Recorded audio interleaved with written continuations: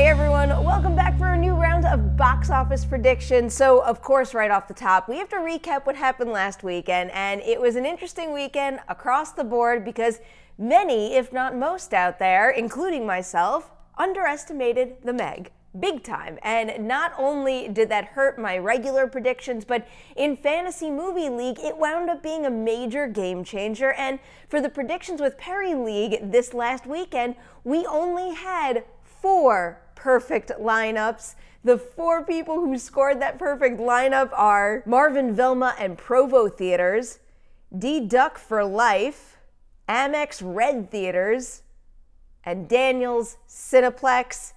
4 of you, congratulations. That looked like quite the challenge to nail, so hats off to you. I am keeping my fingers crossed I can make a comeback this weekend because last weekend was rough. Now to recap the specific numbers, again, the Meg just blew away expectations, more than doubling my own predictions with a super impressive $45.4 million. After that, it was Mission Impossible Fallout with $19.4 million.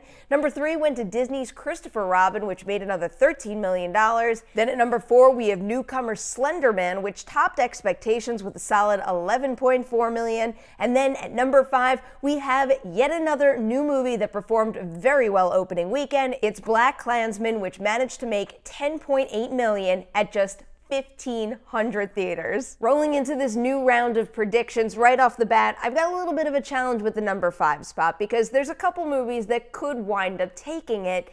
I am gonna knock out Disney's Christopher Robin though, because I do think the movie's on its way out, and the same goes for Slender Man, especially with that all too familiar, really significant weekend 2 drop that most horror movies see, plus the D- cinema score on that one probably won't help, but BlacKkKlansman could be in very good shape. I think I've heard that it might be getting a couple more theaters this weekend, so let's say I take its first weekend out per theater average of $7,000, bring it down to $5,000, that still gives it another $7.5 million, and I think that might be enough to top newcomer Alpha this weekend.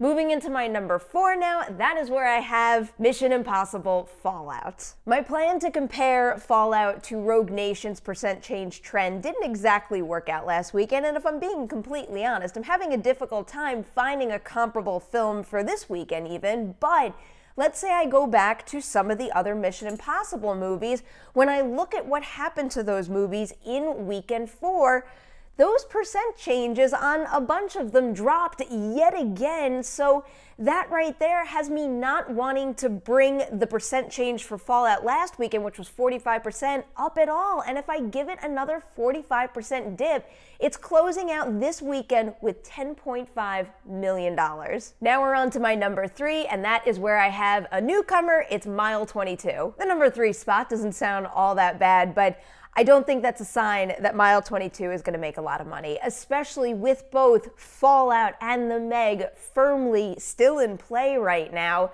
To figure this one out, I'm looking at some other STX Entertainment action releases, and that brings me to Den of Thieves and The Foreigner. The thing is, though, those 2 movies didn't hit theaters in August, so they're not quite in line, but I do think that both could help me establish a baseline of sorts for Mile 22. So looking at Den of Thieves, that movie kicked off its run with $15 million, and then The Foreigner opened with $13 million. The thing is, I do think that Mark Wahlberg's name might give Mile 22 a little bit of a boost, but the other thing is the wider release, which Mile 22 is getting, and when I look at the early projections for this, it's got it at around $17 to $18 million, but I'm going right back to where I started this section of the video, and that's with the competition right now, and I do think that's going to wind up knocking Mile 22 down, maybe to right where Den of Thieves was, and that's why I'm giving it $15 million for its first weekend in theaters. Now it is on to my number 2 spot, and that is where I have The Meg. After how last weekend went, I don't really want to bet against The Meg, but the bigger a movie opens, the further it has to fall, so I do have to keep that in mind, and also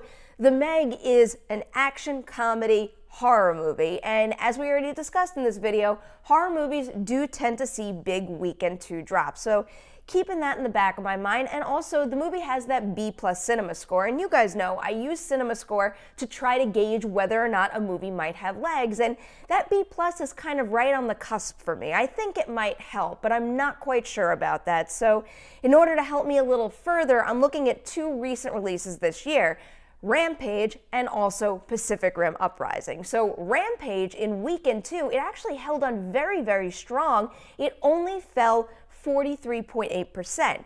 But then when I move over to Pacific Rim Uprising, that movie dropped a whopping 57.1%.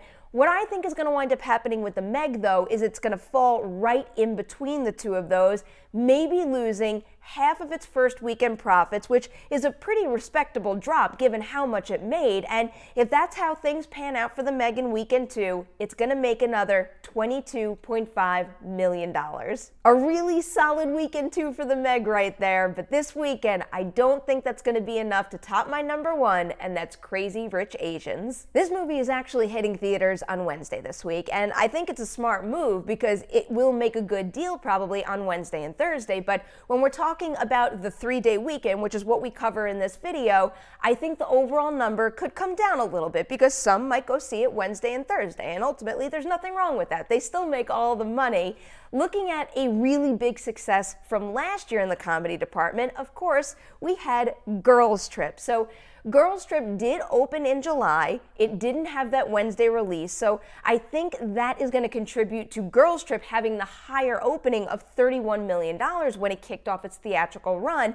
But that's actually right around what I think that Crazy Rich Asians could make for the 5-day stretch, if not more. And what I think is going to happen with the 3-day, for the sake of these predictions, is I think that between the good reviews, probably good word of mouth, and just the excitement right now of getting the first mainstream Hollywood movie in decades featuring a mostly Asian cast, I really do think that is going to push this movie to something like an $8,000 per theater average. And if that's what it hits this time, it's going to make a grand total of $25 million for its 3-day weekend. Of course, now we roll right into our recap. I've got Crazy Rich Asians topping the charts with $25 million. The Meg coming in at number 2 with $22.5 million. Mile 22 taking the 3rd spot with $15 million. Mission Impossible Fallout coming in at number 4 with $10.5 million. And then BlacKkKlansman rounding out the top 5 with another $7.5 million. Those are my predictions. Now it is your turn. Hit that comment section below. Put your top 5 right there. Don't forget to fill out your Fantasy Movie League lineups. Also, you've got the link and the password to the Predictions with Perri League in the description section of this video. And now, of course, gotta wrap this video up with a Patreon shout out, and this one's going out to a group of 4. They're all on the letter tier, and they are Dustin, Billy, Sergio, and James. So this tier of the campaign gets you the G-Chat. So I've spoken to all 4 of these guys quite a bit, and it's been a pleasure. And then also they get those letters too. And as silly as it sounds, it is kind of nice to sit down and handwrite someone a letter for a change, especially when my life exists on this computer right here. So guys, thank you for being here, for giving me the opportunity to share that with you. I really do enjoy and appreciate it. Thanks to everybody out there watching this video right now. Don't forget to like and share it, and I'll see you next weekend to see how we all did on our box office predictions.